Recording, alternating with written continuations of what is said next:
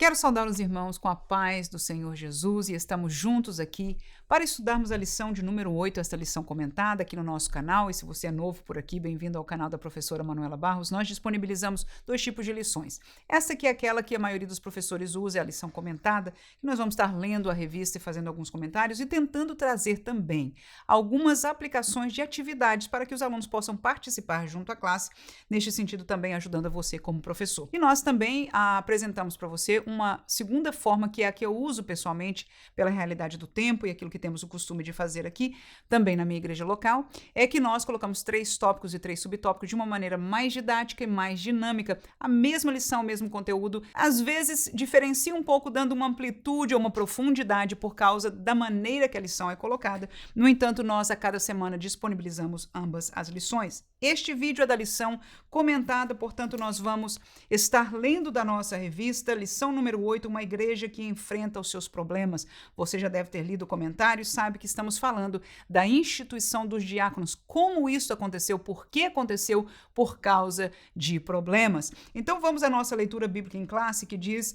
capítulo 6 de Atos, 1 a 7, ora naqueles dias, crescendo o número dos discípulos, houve, olha aí o problema, uma murmuração dos gregos contra os hebreus, porque as suas viúvas eram desprezadas no ministério cotidiano. E os 12, quem eram os 12?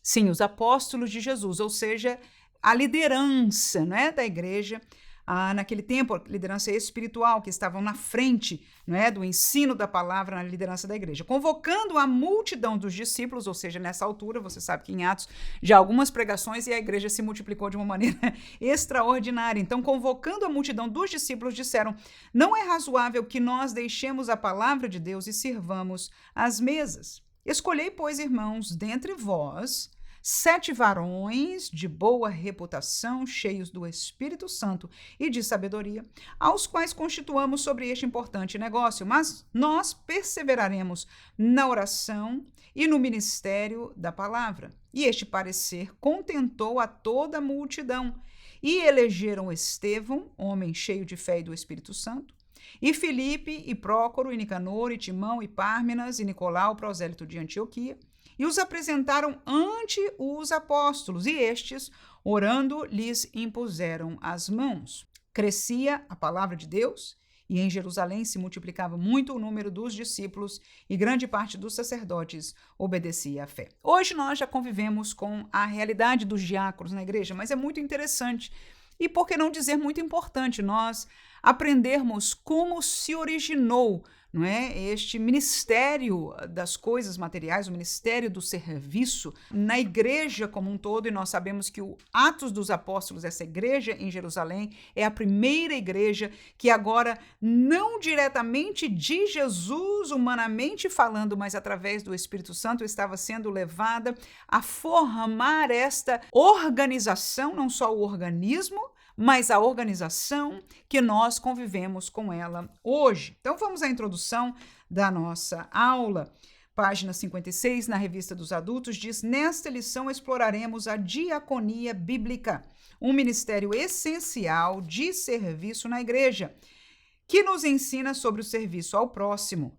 A Bíblia nos mostra que a igreja, mesmo em seus primórdios, enfrentava desafios, mas a busca por soluções em Deus era fundamental. A criação do ministério dos diáconos não foi para estabelecer uma hierarquia, mas para organizar o serviço social na igreja, mostrando que todos os líderes não são chamados a servir. O que realmente importa no reino de Deus é a disposição em servir, independentemente do cargo ou tarefa, pois o serviço é a essência do trabalho da igreja. Amém. Está aí uma colocação introdutória, uma colocação pastoral, e eu sempre gosto de perceber o comentário das lições, entendendo que a perspectiva é pastoral, a qual eu tenho que honrar e respeitar, e entender que por trás das palavras deste comentário está alguém que lida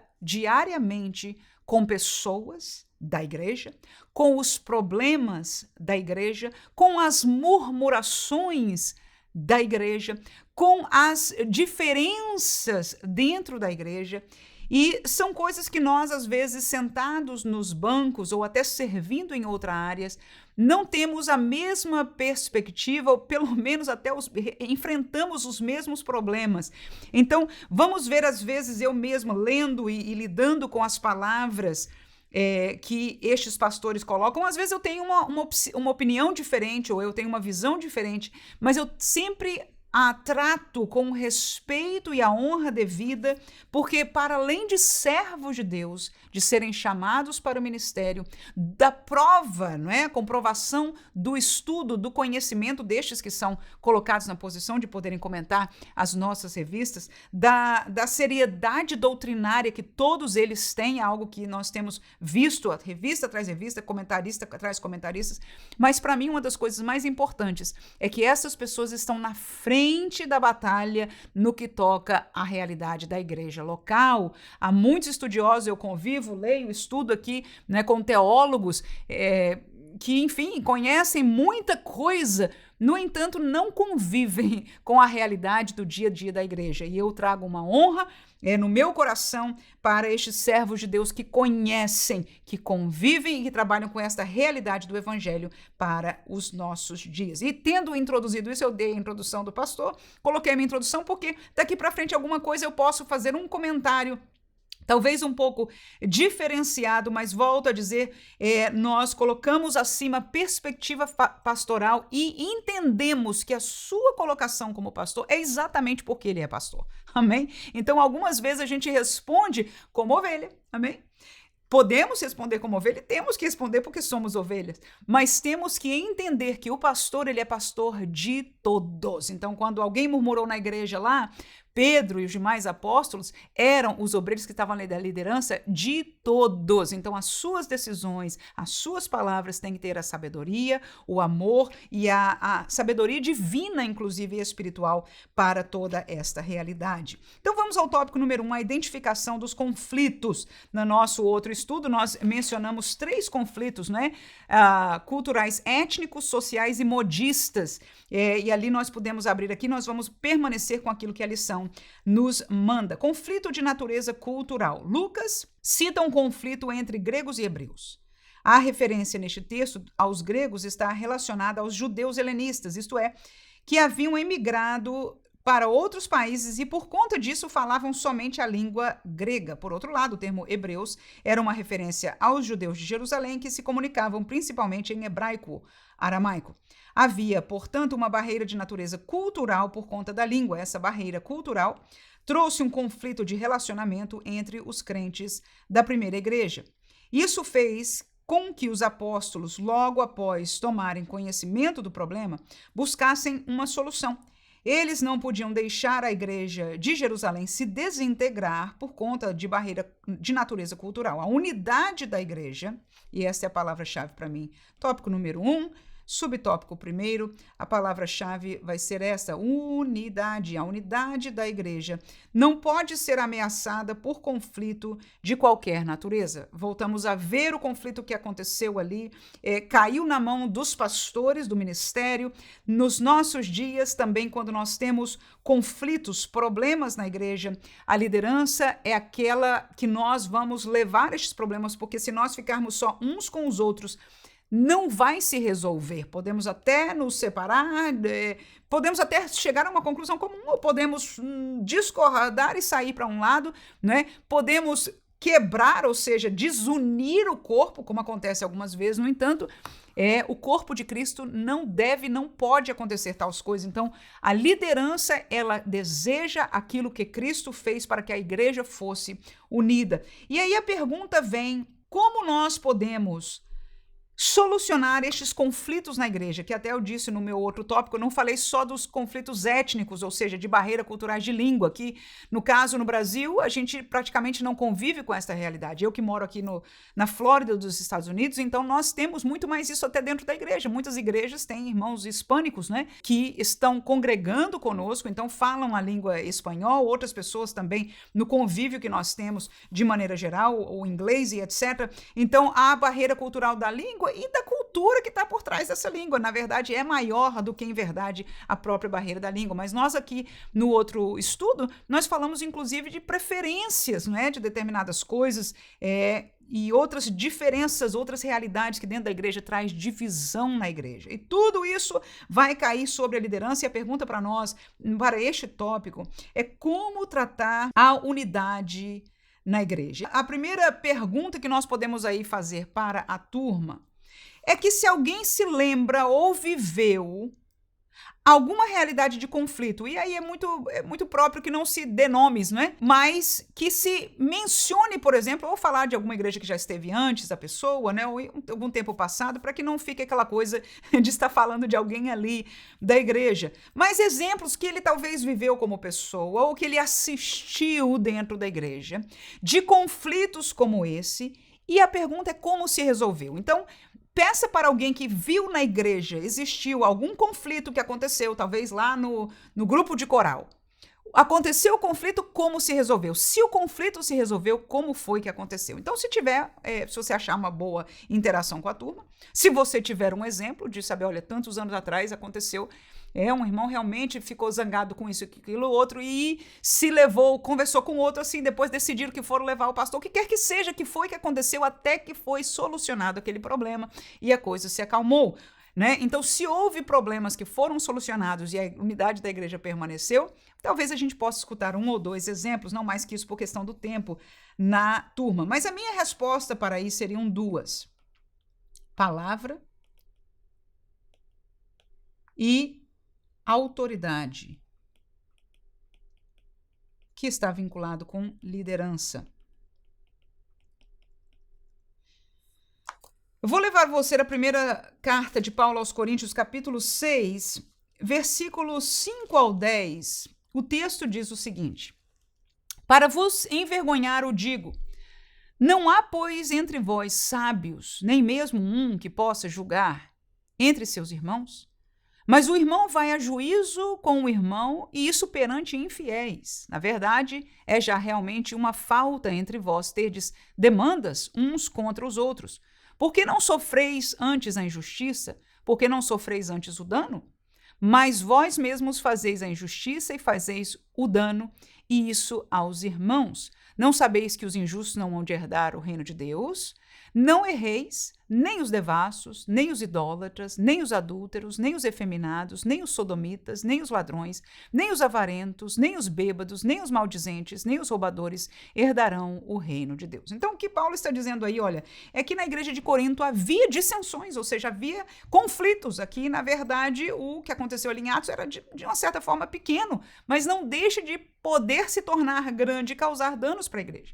O conflito ali de Corinto estava mais sério, a ponto de que, inclusive, as pessoas estavam tão irritadas umas com as outras que estavam levando, né, para juízes fora no mundo para julgar as suas causas. Então, Paulo chama a atenção, a primeira coisa, é que nós devemos individualmente aprender com a palavra, que nos chama sempre a tomar uma posição diferenciada da do mundo. É sofrer o dano. É amar o irmão e permitir que a pessoa veja o seu erro, no melhor dos sentidos, enquanto você não ganha todas, ok? Então, Paulo fez primeiro uma colocação, mas a segunda colocação que ele fez foi pessoal para nós como crentes, exortando aos membros da igreja, né, que como crentes, ou seja, que aqueles que aprenderam da palavra, deveriam viver esta palavra.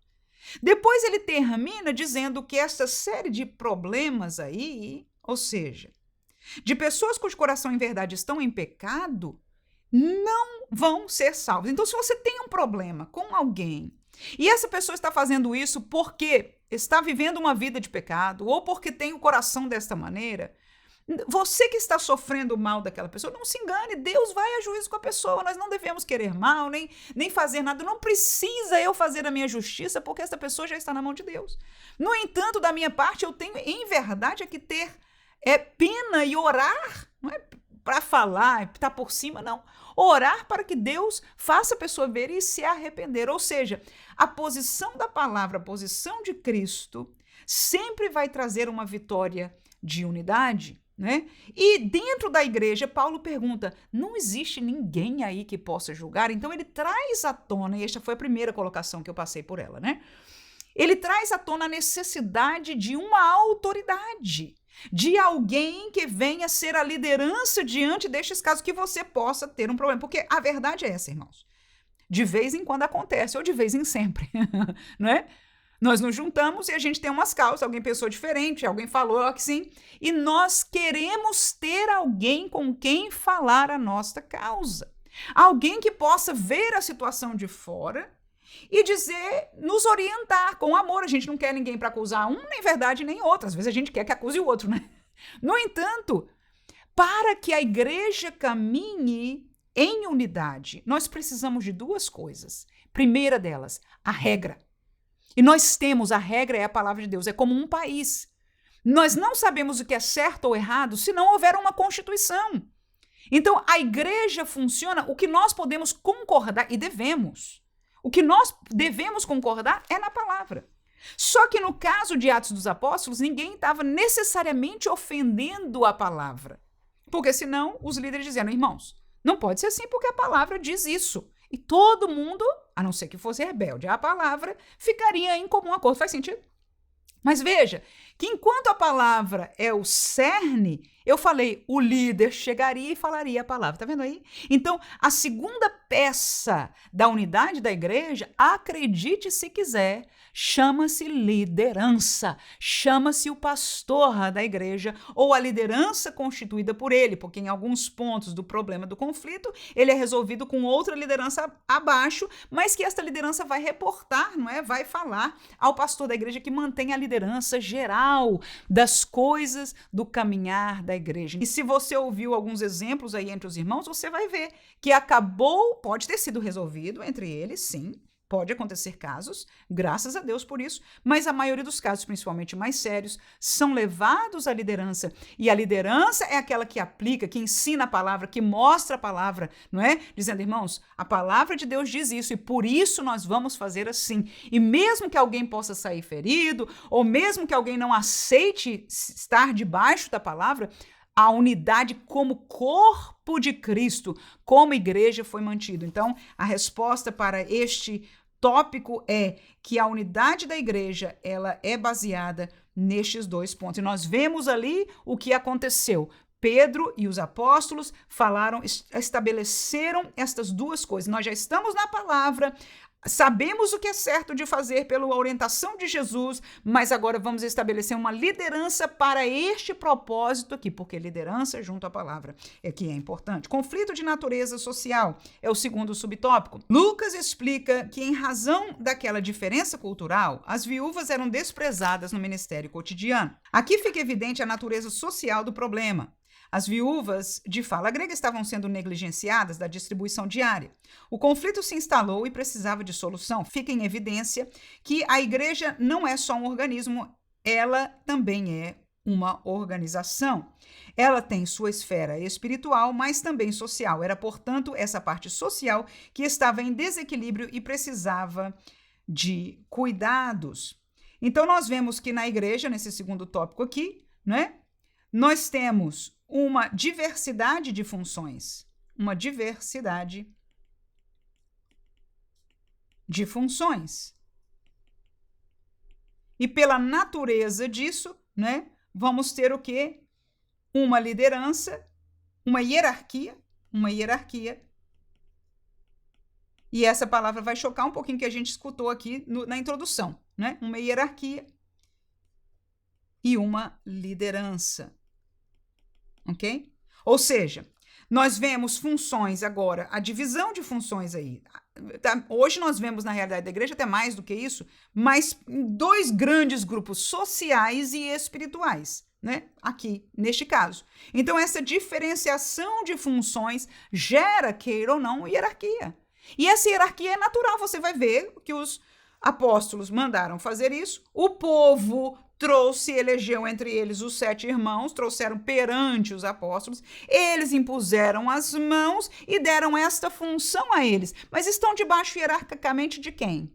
da liderança maior da igreja, que estava, na época, na mão dos apóstolos. Então, essa hierarquia existe, ela é funcional, ela é organizacional e ela é bíblica. Então, essas palavras aqui estão corretas e coerentes com aquilo que nós vivemos, né? E aquilo que nós vemos aqui na Bíblia Sagrada. Tópico ou subtópico número 3, qual é a prioridade? É muito comum a ideia de que o cristão deve cuidar apenas da esfera espiritual e negligenciar a social. Cria-se, dessa forma, um entendimento nada bíblico de que a primeira deve ser privilegiada e a segunda negligenciada. Assim, por exemplo, um evento musical recebe grande atenção porquanto mexe com as emoções, enquanto um trabalho social numa igreja local, carente, conta com poucas adesões. Negligenciar os mais necessitados é um dos pecados denunciados tanto no Antigo Testamento, e se você for ler o versículo aí, o versículo 7 é o que vai ser mais próprio. Isaías 58, não o 6, mas o 7 vai estar diretamente aí neste texto que o pastor está falando. Quanto no Novo Testamento, Mateus 25, que também é uma alusão a um outro tempo. Mas tudo bem, há um texto que ele fez de referência no Antigo e no Novo Testamento. Não podemos ignorar a situação social dos menos favorecidos e pensar que dessa forma estamos adorando a Deus em espírito e em verdade. E esta é uma questão muito interessante. E quando é o que eu disse para os irmãos, quando eu escuto ou eu leio, no caso, as palavras do pastor José Gonçalves, eu leio ele como um pastor. Eu leio ele como um pastor onde ele pastoreia, que estado, que cidade, que realidade da população. Porque como nós vivemos em realidades diferenciadas, até neste caso, em um país diferente, às vezes a nossa visão muda um pouco da aplicação dessas coisas, mas nós não devemos sair, tá aí, a nossa unidade tem que estar o quê? Tem que estar na Bíblia e na liderança sobre nós. Então, o que eu entendo da Bíblia é que a prioridade da igreja não é social. Enquanto ele diz, olha, não há prioridade, as duas são iguais, de iguais importâncias, eu tenho uma visão um pouco diferenciada. E eu vou basear esta visão em 3 textos que eu encontro que são textos tão centrais da palavra de Deus que nós podemos entender que é, como se disse, o coração da palavra. E nós vamos chegar a uma conclusão. Primeiro seria Lucas 19:46. Dizendo-lhe, está escrito, a minha casa é casa de oração, mas vós fazeis dela covil de salteadores. Claro, você conhece esse texto, foi Jesus. Estava zangado, ele ficou realmente zeloso, porque chegou lá, estava vendendo os animais e etc. E a palavra que ele trouxe ali, não é, foi a característica maior, central. Havia música, havia concílio, há uma série, sempre houve no contexto religioso de Deus, inclusive da palavra de Deus, desde o Antigo Testamento até o Novo Testamento, de realidades funcionais na igreja. Mas o central da igreja, para mim, está nesta palavra que Jesus disse. Ele diz, o Pai disse, a minha casa será chamada casa de oração. E oração é um trabalho, é uma ação, é uma vivência, é uma realidade espiritual. Então, a casa de Deus é uma casa cujo centro, cujo cerne dela é para uma obra, para uma realidade espiritual, é para o homem ouvir de Deus, a voz de Deus, a palavra de Deus sendo ensinada, para o homem adorar a Deus, dar a sua oferta a Deus. Então, esta comunhão espiritual é o cerne da igreja, da casa de Deus. Mateus capítulo 28, outra palavra de Jesus, versículo 19 e 20, ele diz, portanto, ide, ensinai todas as nações, batizando-as em nome do Pai, do Filho e do Espírito Santo, ensinando-as a guardar todas as coisas que eu vos tenho mandado. E eis que eu estou convosco todos os dias até a consumação dos séculos. Amém? Então, o que eu vejo aqui, outro mandamento central, tanto de Mateus como de Marcos, que o mandamento, o trabalho ativo da igreja, ou seja, na igreja eu tenho a comunhão com Deus através da oração, através da palavra, não é isso? Através de entregar o meu louvor, cantado, orado, ofertado, está ali na igreja, no templo, na casa de Deus. Mas como crente, igreja, nós saímos ao mundo para evangelizar. para ensinar, para viver, guardar e discipular, não só guardar o que Jesus nos mandou, mas discipular outros da mesma maneira. Então nós vemos que o cerne da atuação da igreja são coisas espirituais. Então eu escolhi 2 versículos que são, para mim, o coração das coisas da igreja. Agora eu vou te levar a um texto interessante, que é Gálatas capítulo 5. Versículo 22 ao versículo 25 é o texto do fruto do Espírito. Escuta lá, por favor. Mas o fruto do Espírito é amor, gozo, paz, longanimidade, benignidade, bondade, fé, mansidão, temperança. Contra estas coisas não há lei. E os que são de Cristo crucificaram a carne com as suas paixões e concupiscências. Se vivemos no Espírito, andemos também no Espírito. O que eu quero dizer com isso? Frutos do Espírito, ou seja, se o Espírito habita em nós, naturalmente nós vamos fazer estas coisas. O que é amor? Se você lembrar de 1 Coríntios capítulo 13, você vai saber. É não preferir você, preferir o outro, a quem você ama. É não suspeitar mal de quem você ama. E a lista continua de coisas, é priorizar a quem você ama. Amar, portanto, é deixar renunciar a você em favor de quem se ama. Então, se o fruto do Espírito é amor, é amar, o fruto de um crente espiritual, porque o Espírito habita nele, vai ser fazer coisas de amor. Então, eu encontro, no contexto do Novo Testamento, que a ação social ativa da igreja, ela é fruto, ela é consequência, ela não é regra como no Antigo Testamento. No Antigo Testamento havia palavras de Deus na lei que dizia, olha, deixe pro estrangeiro, deixe para trás as coisas, não cate tudo, de tempo em tempo libera essas pessoas, faz isso, cuida do pobre, não sei o quê, faça aquilo. Houver regras para que o homem de Deus, ou seja, o povo de Deus, soubesse como lidar e entendesse um pouco do coração de Deus. Através das regras de Deus, Deus estava ensinando para o seu povo a sua justiça e o seu amor. Mas agora nós temos Deus em nós. A natureza de Deus em nós pelo Espírito que habita em nós. Então, amor, gozo é mais interior. Paz, também mais interior. Longanimidade, né? Benignidade, bondade. Essas 3 aí tá atuando com quem, irmãos? Com os de fora. É paciente, é bondoso. Fé para os 2 lados, mas mais para nós. Mansidão, a gente é manso com quem, irmãos? Em relação a quem, irmãos? Temperança. Pouco para dentro, mas muito da ação deste fruto, principalmente o amor, que é o que a demanda maior de Jesus para nós, trata-se de uma atuação para os de fora, tanto a bondade como o amor, não é isso? E a nossa temperança trata-se da atuação para com os de fora. E aí que onde eu vejo que o que é social é parte, sim, sempre foi da Bíblia, sempre foi. Mas eu não coloco na mesma categoria. Eu acho que o central da igreja, a esfera central da igreja é espiritual. No entanto, aquele que cresce no espírito, aquele que vive o espiritual, vai por natureza ter empatia, ter amor pelo seu irmão, sentir a necessidade e trabalhar e atuar e fazer e contribuir com aquilo que seja da necessidade, não é, social da igreja. E cada contexto vai ser diferente uma das outras.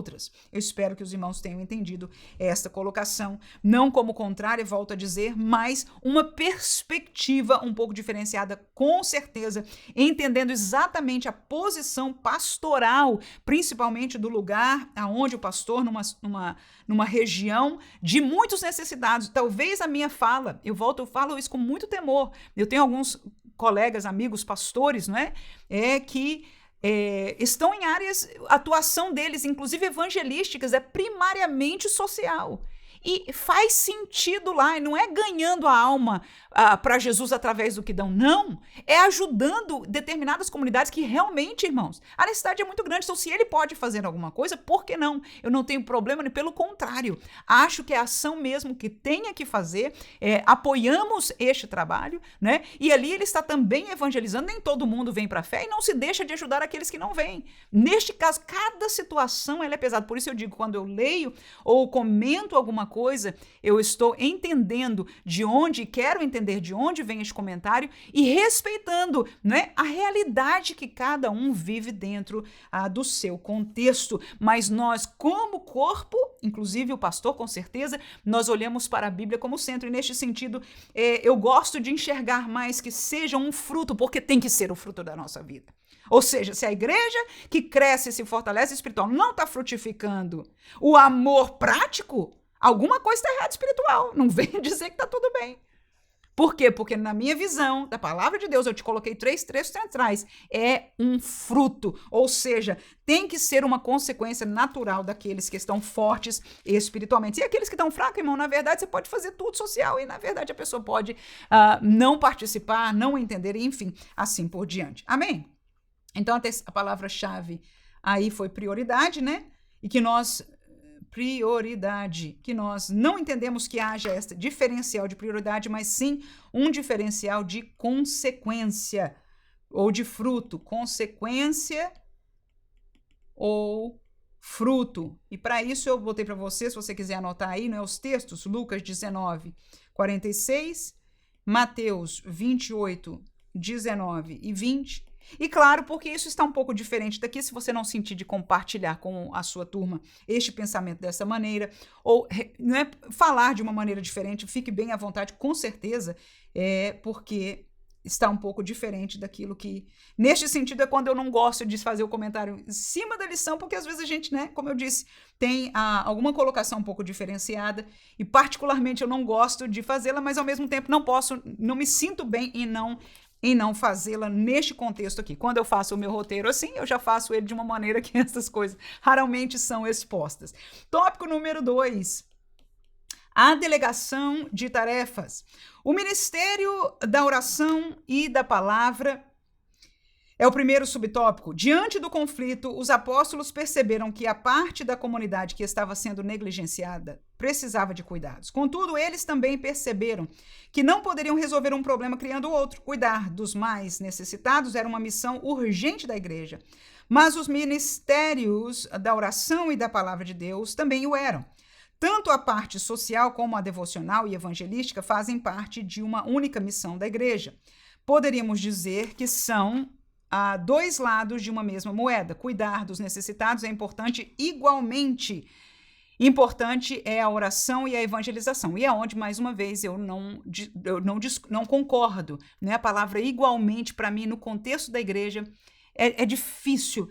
No contexto da Bíblia, volto a dizer, eu tenho que respeitar a realidade pastoral e a realidade do local. E talvez, como eu disse, como tem um pastor que nós cooperamos, que está no interior, realmente a atuação dele, eu nem sei se é igual, talvez até seja um pouco mais social.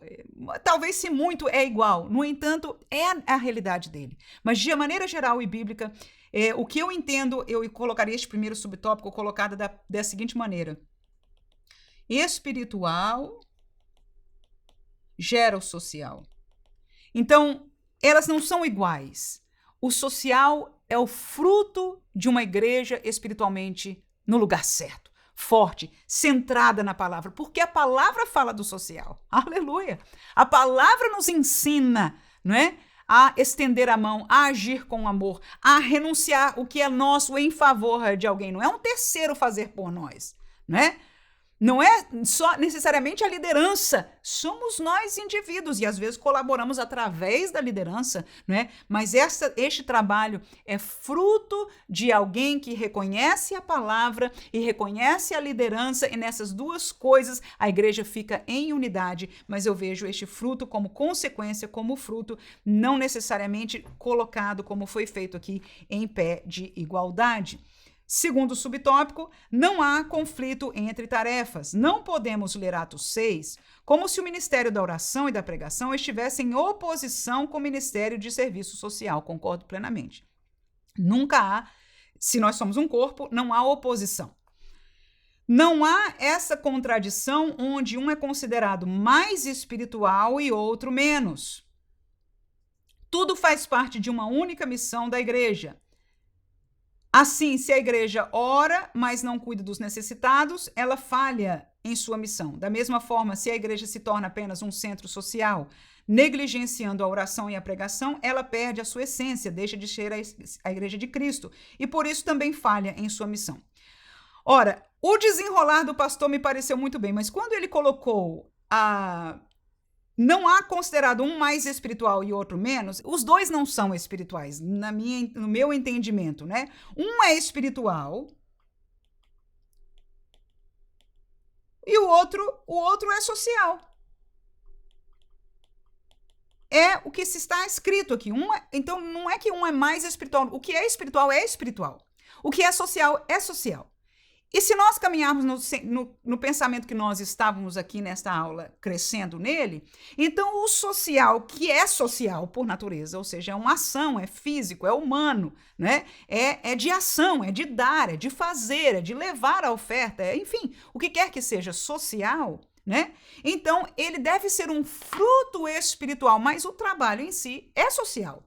Então, a gente não pode dizer que este trabalho aqui é espiritual. Não é, o trabalho social, não, na minha opinião. Estou só falando que parece até um pouco contrastante aqui, né? O trabalho social não é espiritual. Ele deve ser feito por irmãos que são espirituais e que estão obedecendo a palavra em amor divino, ou seja, de coisas espirituais, mas a sua ação é social. A sua ação é social, né? E muitos, inclusive, no mundo, convivem e até aceitam, e alguns até conhecem a igreja, algumas igrejas, inclusive outras igrejas que não são necessariamente a evangélica, por causa das ações sociais. Então, o que é social é social. No entanto, a igreja não deve falhar em nenhuma delas, sendo, na minha visão, como nós compartilhamos alguns aqui, o central da igreja é espiritual. Jesus morreu pelas almas dos homens para salvar o homem do inferno, não para prover a necessidade humana, não. A sua missão, que ele veio fazer, foi ensinar, foi pregar. Não posso ver diferente. Quando quantitativamente eu vejo a ação que fez o cerne do ministério de Jesus, eu não posso ver diferente. Não foi social. Agora, dentro disso, Jesus via as necessidades sociais? Sim. Algumas vezes, ele fez algum milagre que permitiu suprir uma necessidade natural, social? Sim. Mas colocar em pé de igualdade? Não. A igreja é uma instituição espiritual, o cerne dela da obra é espiritual, mas porque ela é composta de pessoas, então ela atua, inclusive, com consequência desta realidade espiritual divina, com amor e com este braço estendido, inclusive nas áreas sociais, dentro da necessidade de cada um da igreja. Então, esta seria uma recolocação, não é que nós estamos fazendo o contrário, mas estamos só refraseando neste sentido aquilo que nós estamos aprendendo aqui. Terceiro subtópico, a diaconia. O parecer dos apóstolos foi que eles constituíssem pessoas habilitadas sobre o que eles denominaram de este importante negócio. É, portanto, uma referência ao serviço ou diaconia, identificado no versículo 3 como servir às mesas. A palavra diaconia tem a ver mais com a função do que com a forma. Assim, em Atos 6, o que está mais em destaque é a função exercida pelos 7 diáconos do que o cargo ou ofício ocupado por eles. O contexto favorece esse entendimento, contudo, essa narrativa bíblica fundamenta a instituição do diaconato cristão. Muito bem, estamos aprendendo aqui onde tudo começou, né? Então, o servir, a função, né, daqueles diáconos. Outro sim, devemos enfatizar aqui que a diaconia era vista pelos apóstolos como um importante negócio, ou seja, algo necessário à igreja. Verdade. Esse entendimento apostólico contradiz o que muitos pensam atualmente a respeito do serviço de diaconia. Infelizmente, há os que enxergam um diácono como obreiro de classe inferior. Mas, no contexto bíblico, a diaconia é um serviço especial, onde somente pessoas especiais, isso é, as qualificações bíblicas exigidas, podem trabalhar. Ok, então eu mais uma vez escuto o pastor aqui como um pastor. Um pastor que não quer causar confusão, que quer todo mundo se amar e se respeitar. Certíssimo, certíssimo. Né? Então eu escuto, no melhor sentido, lendo as suas palavras como um pastor. E não gostaria de que estas palavras como essa, fossem ouvidas. O diácono é um obreiro inferior. Não, ele é um obreiro, ele tem uma função diferenciada da função do ministério da palavra. Começa por aí. Então o que nós aprendemos aí, este é o terceiro subtópico, né? É que não é inferior, mas há uma diferenciação de função. E esta função é diferenciada porque há uma diferenciação de vocação. Nem todo mundo é vocacionado para o ministério da palavra, irmãos. E nem todo mundo é vocacionado para o ministério do diaconato. Inclusive, é uma realidade que nós vivenciamos ela na igreja brasileira, praticamente desde o princípio, né, das nossas Assembleias de Deus, mas que no caso das Assembleias de Deus americanas é um pouco diferenciado, porque na igreja brasileira quase todos que vão ao pastorado passam pelo diaconato, há uma certa caminhar, não é? Mas no caso daqui nem tanto, porque a visão é mais esta mesmo, funcional. Então alguém que tem a vocação para o ministério da palavra não passa pelo diaconato.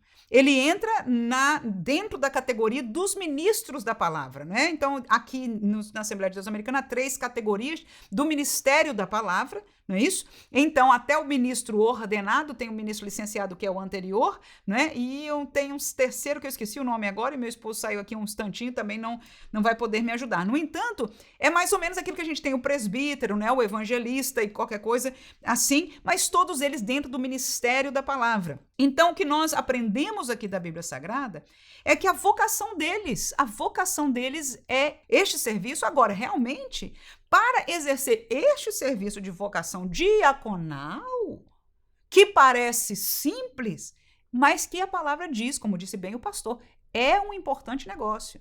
E é o pastor que reconhece mais do que todos. Por quê? Porque os conflitos, a realidade do dia a dia da igreja nesta área social de lidar com as pessoas, se não houver uma liderança naquele lugar com sabedoria, cheios do Espírito de Deus, nós vamos falar daqui a pouco dessas características, irmãos, vai sobrar tudo para o pastor.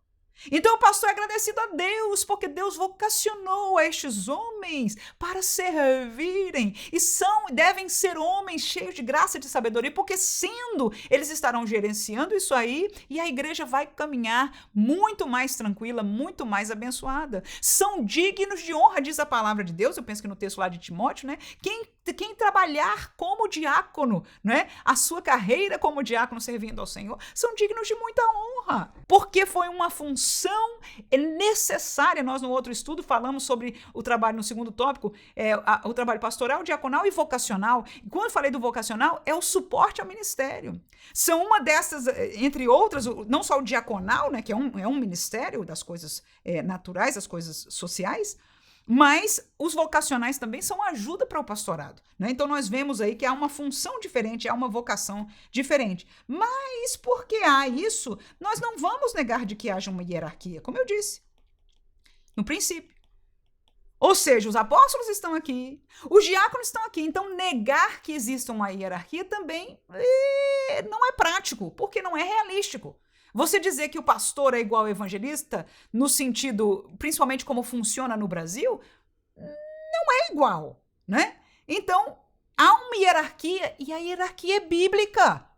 Não há problema que haja hierarquia. Isso não põe menor a pessoa, principalmente se há vocação. Aqui, como eu disse, nos Estados Unidos, então, entre o evangelista e o pastor, são vocações diferentes, mas os dois não são chamados de evangelista e pastor necessariamente como uma categoria. Ambos são, na sua credencial, ministros ordenados. Mas o trabalho dele é evangelístico. Ele vai a vários lugares, ou ele trabalha dentro da igreja, onde seja, na vocação evangelística, no sentido do ministério evangelístico, né? E o outro no ministério pastoral, tendo em vista aqueles ministérios de Efésios capítulo 4, não é assim? No entanto, nós que trabalhamos no Brasil com esta hierarquia, é bíblico, né? Então, nós não podemos negar aquilo que nós vivenciamos, mas ao mesmo tempo dizer que muda alguma coisa, não, se a pessoa é vocacionada, por exemplo, se ele é um evangelista e vocacionado a ser evangelista, mas ele é evangelista, ele pode ter a ser pastor. Eu conheço um pastor que agora já está bem anciãozinho, mas eu digo que esse pastor, ele foi pastor toda a vida, porque agora já se aposentou, mas ele pega o púlpito, irmão, e ele pega aquele microfone, e a mensagem dele é sempre, quase sempre evangelística. E é aquele amor pelas almas, e aquilo que ele fala, a maneira que ele fala, é coisa tremenda, é a vocação espiritual que Deus deu para ele. Glória seja dada ao nome de Jesus. No entanto, há esta realidade hierárquica de funções e de vocações diferentes, mas o que há em comum? O serviço. O pastor está certíssimo. Lindo o pastor poder falar isso e viver isso. né? E muitos destes homens de Deus nós presenciamos, desde aqui numa igreja imigrante, onde eu vi o meu pastor atuando por anos a fio, né? Esta realidade. O pastor, ele serve. Não significa necessariamente que todo o tempo ele tem que estar limpando a mesa ou limpando, não. Ou nenhuma vez, inclusive, porque para isso há determinadas funções e vocações e auxílio para ele. Mas não deixa de ser serviço. Se a gente pode fazer um panorama paralelo, por exemplo, no serviço público, há funções diferentes. A gente reconhece que aquele que trabalha, por exemplo, numa instituição pública é parte do serviço público. Um professor de escola, por exemplo, de escola pública, é um serviço público. Ele ganha o seu salário, mas ele é um servidor público, né? Alguém que é votado para trabalhar numa Câmara, no Senado e etc. É um servidor público. Ele ganha para estar lá, mas ele é um servidor público. A mesma coisa o presidente. São servidores públicos, mas a hierarquia existe, né? Então é um paralelo para nós entendermos. Por favor, não entra na política, não. Estamos fazendo um paralelo somente para nós entendermos que não desfaz de outro, mas todos deveriam, e também, não, por favor, não põe isso, eu acho que foi um exemplo errado, né? Mas no sentido que, a princípio, pelo menos no princípio teórico, vamos trabalhar com o princípio teórico, todos estes deveriam se alegrar porque eles estão fazendo um serviço ao público, às pessoas da comunidade, sendo este o seu trabalho, a sua vida dedicam para isso, muito mais no contexto da igreja. Então o pastor, ele vive a sua vida para servir. Aí Pedro e os apóstolos disseram, olha, não faz sentido nós deixarmos aquilo que é a vocação de Deus e o chamado para nós servirmos à mesa. Então vamos levantar homens de Deus para esta vocação, porque tenham esta vocação, enquanto nós continuamos, né, trabalhando na vocação que o Senhor nos chamou. Então, existe essa hierarquia, no entanto, todos estão servindo. A vida deles é servir ao Senhor e servir à igreja. Assim, a unidade, a bênção e o caminho para a igreja em vitória. Terceiro tópico e último do nosso estudo, não é isso? Seguindo os princípios cristãos. Primeiro subtópico, vamos lá, o 3. Privilegiando o caráter. Esse aqui é bom, tudo certo, lindo e maravilhoso, e bênção para nós aprendermos. Nas exigências das qualificações exigidas para o exercício do diaconato, o caráter ganha ênfase. Escolhei, pois, irmãos, entre vós 7 varões de boa reputação, cheios do Espírito Santo e de sabedoria, aos quais constituamos sobre este importante negócio, Atos 6 e 3. E aí eu tenho uma outra participação da classe que você pode fazer. Irmãos, se a gente tivesse que escolher irmãos com essas características, boa reputação, cheios do Espírito Santo e de sabedoria. Como é que a gente sabia que a pessoa tem essas coisas? A boa reputação acho que é o mais fácil. A gente pode saber como. E deixa a pessoa falar. Como é que a gente pode saber se a pessoa tem boa reputação? Primeiro, o que a gente vê aqui na igreja. Mas será que é tudo? Não, né, irmão? Então, tá. Então, alguém conhece ele do trabalho. Ok? Como é que ele é lá no trabalho, né? E principalmente dentro de casa, a gente conhece, né? Como é que é a reputação dele como esposo, como pai, né? Então, mas deixa o pessoal dar, né, o feedback de como se mostraria, como se descobre a boa reputação. Agora, mais interessante, como é que a gente descobre que o sujeito é cheio do Espírito Santo? Boa pergunta, hein? Deixa o pessoal responder. Isso aqui não tem certo e errado, é só para nós pensarmos nisso, né? Como é que a pessoa é cheia do Espírito Santo? Ele fala em línguas, e aí vem da sabedoria. Ok, boa reputação, que essa é uma das coisas interessantes, porque às vezes a gente vê pessoa cheia, tá falando em línguas, etc, mas a reputação do sujeito é perdida, né? É cheio de problemas ali. Mas tá aí. E acontece, irmãos. Pode acontecer. No entanto, a gente vai ter daqui a pouco uma outra pergunta, mas primeira pergunta é essa: como a gente descobre que a pessoa é cheia do Espírito Santo? Amém? Muito interessante. Né? É um obreiro, tem oportunidade para pregar? Como é que é a virtude do que ele prega? Né? Quando ele ensina, qual é a virtude do que ele ensina? Quando ele fala, a sabedoria. E a sabedoria? Como é que a gente descobre que a pessoa tem sabedoria? Daqui a pouco a gente vai ler algum texto. Eu penso que nessa classe eu li mais no outro, se você quiser ver, assistir o vídeo do outro estudo, eu dei mais alguns exemplos práticos, né? De como descobrir que a pessoa tem cada uma dessas coisas, mas aqui a gente pode fazer de uma maneira mais livre, assim, sem ir muito nos exemplos, nos textos bíblicos, tá bom? Mas aí, essa é a primeira pergunta bem interessante. Vamos seguir a leitura aqui. Aqueles que iriam cuidar das mesas deveriam ser pessoas de boa reputação.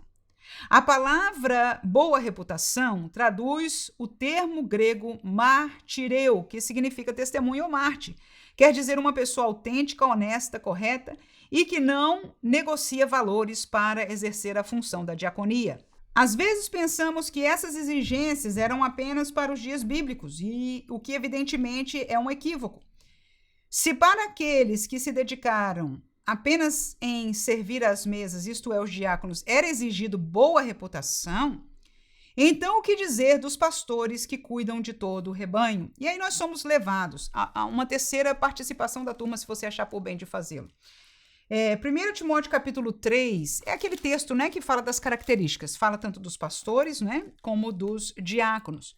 No versículo 7, e volto a dizer, no outro estudo nós fomos mais a profundo nestes textos, mas aqui eu vou deixar somente o versículo 7, que diz: convém também que tenha bom testemunho dos que estão de fora, para que não caia em afronta e no laço do diabo. Então nós vemos aí o testemunho dos que são de fora, o primeiro subtópico aqui, né? A boa reputação dentro da igreja e o testemunho dos que estão de fora, né? A gente já se perguntou como encontrar. Agora, a segunda pergunta para a interação da turma seria: por acaso você conhece alguém, ou porque você conhece pessoalmente, ou você assistiu, hoje em dia com a internet a gente assiste o que acontece com muitos obreiros, né? Alguém que perdeu a sua boa reputação. Alguém que, como o pastor, ou como diácono, ou como, né, um obreiro, mas geralmente, de maneira geral, como pastor, porque chama mais atenção porque está na liderança da igreja, né? Alguém que perdeu a boa reputação, portanto, recebeu uma má reputação. E aí a pergunta é: aonde essa pessoa falhou? Qual foi o problema? Qual a característica? O que ele fez errado, ok? Sem falar nome, não deixe os irmãos falarem nome. Não importa quem seja, mesmo que seja um caso comum, evite que se fale nomes.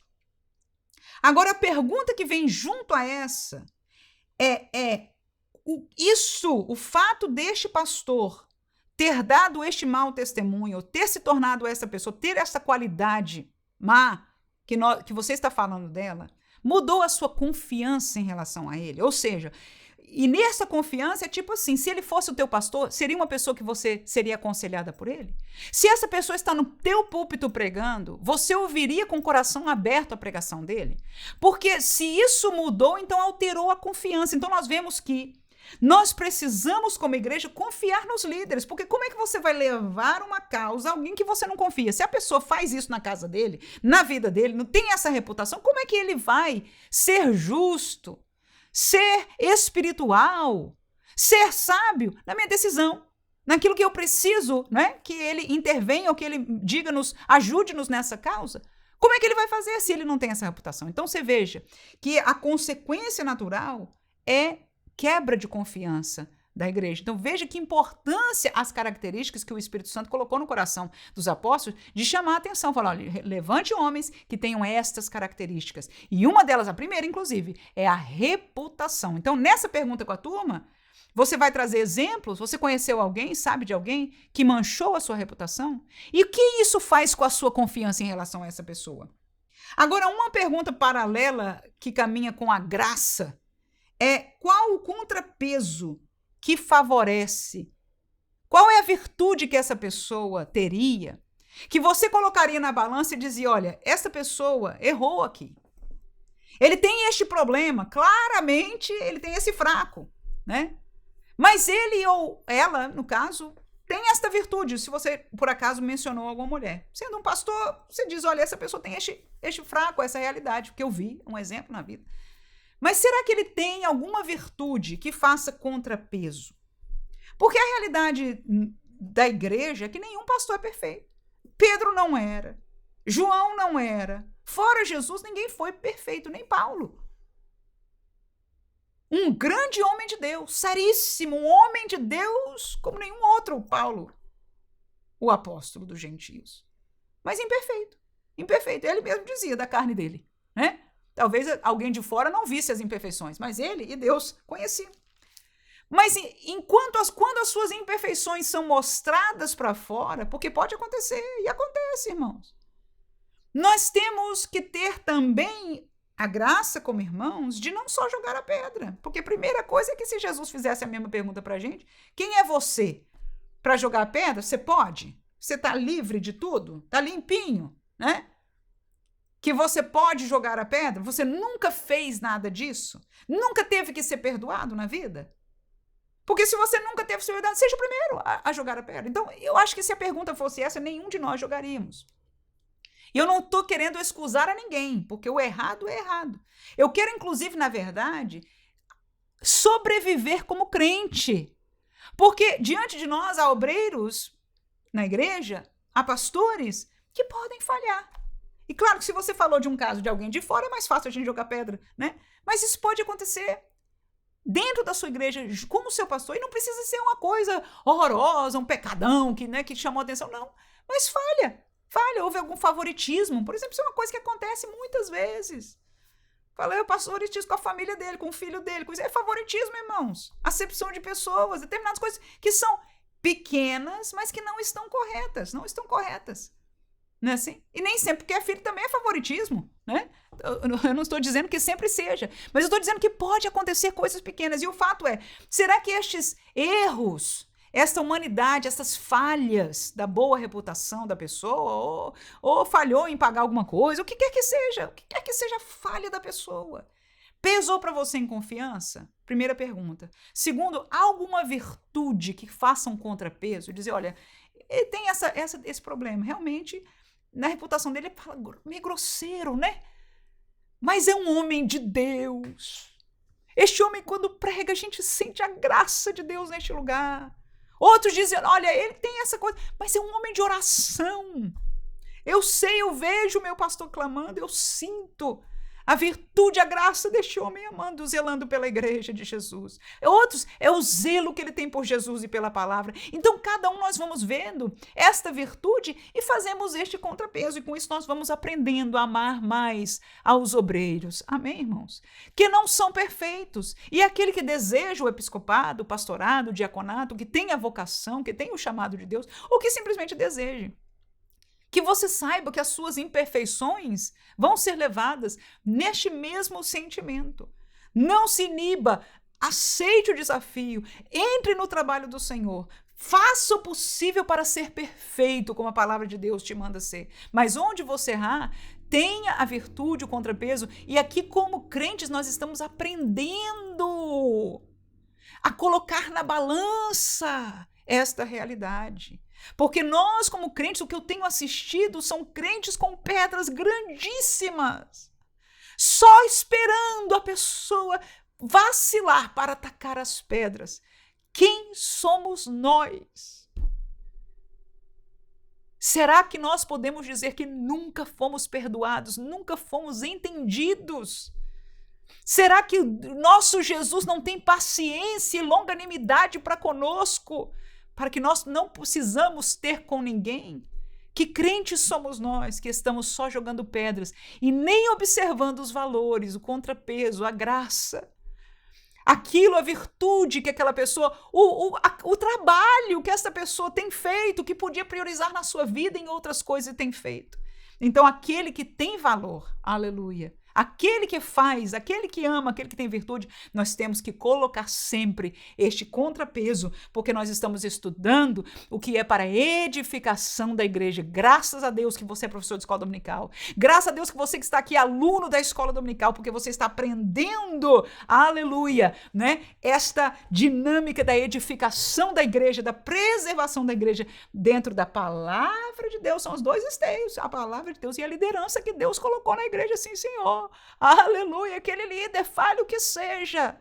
Estes dois pilares, claro que a palavra de Deus é o central, é o que permanece, pastor passa, né? Ele sabe disso, nós sabemos disso, é uma função, é um serviço, mas que tem autoridade, que tem liderança, que deve ter honra, que deve ter tudo no lugar que a Bíblia coloca para ser. Quem pode dizer amém? Glória a Jesus. Terceiro subtópico, exercitando os dons. Então, primeiro falou da boa reputação, né? Boa reputação. Então, as duas colocações com a classe, a primeira seria como se mostra isso, como se vê, não é? Como se mostra, como se conhece, o que? As três coisas, a reputação, ser cheio do Espírito Santo e sabedoria. Como é que a gente descobre? Isso eu já falei para você, já expliquei, só estou escrevendo aqui, para quem quiser anotar e não deu tempo, né? E o outro seria exemplos, né?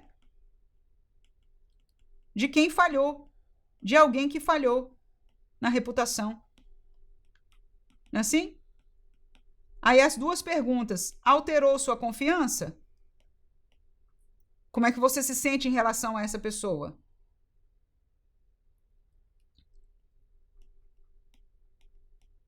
Alterou sua confiança? Com certeza sim, um pouco. Mas a segunda pergunta que eu chamo a pergunta da graça, né? Qual é o contrapeso? Glória a Deus. Estou sentindo a presença de Deus, porque nós precisamos exercitar a graça de Deus na igreja. A justiça, a verdade, a santidade tem lugar na casa de Deus e primazia, aleluia. Mas a graça de Deus também tem lugar. Esta sim é em igualdade, porque Deus em seus atributos, ele é igualmente santo e igualmente justo. Ele é tanto amor como justiça em perfeita igualdade. Só Deus pode ser assim. E só em Deus nós podemos frutificar tais coisas. Então, qual é o contrapeso? Qual é a sua virtude? Será que nós podemos, enquanto olhamos o mal, achar alguma virtude nessa pessoa também? Então vamos ser ali o segundo subtópico, por acaso vai ser o último deste tópico e também o último da lição, exercitando os dons. Essas pessoas encarregadas da diaconia na igreja, além da exigência de boa reputação, deviam ser cheias do Espírito Santo e de sabedoria. Defender a boa ortodoxia, isto é, a doutrina correta, era importante, mas incompleto. Era necessário que estas pessoas também fossem cheias do Espírito Santo e de sabedoria. É possível uma pessoa ser ortodoxa, eticamente irrepreensível, contudo não ser quebrantada nem possuir fervor espiritual. Então ele está dando duas características respondendo a nossa pergunta, né? Como é que a gente descobre que a pessoa é cheia do Espírito Santo? Né? Então, segundo o pastor aqui, ele coloca duas palavras aqui na nossa boca. Eu vejo que essa pessoa é quebrantada. Eu vejo que essa pessoa tem fervor espiritual, como ele ora, né? Como ele prega. Então ele diz, é possível a pessoa ser ortodoxa, ter a teologia correta, falar seriamente, conhecer a doutrina e não ter fervor espiritual, né? Ser irrepreensível no que faz, como anda, a família, tá tudo assim, mas não ser cheio do Espírito. Possível? Claro que é. Segue o pastor aqui falando, da mesma forma é possível uma pessoa exercitar os dons espirituais, contudo não ter sabedoria nenhuma. Também vemos várias vezes, vários exemplos. Uma coisa não pode funcionar sem a outra. O ideal de Deus é que o cristão viva corretamente exercitando os dons espirituais com a sabedoria no exercício da diaconia. E na prática, irmãos, deste tópico aqui, eu quero colocar dois exemplos para você. O primeiro é de Estevão. Aí você pode ler aí com seus alunos.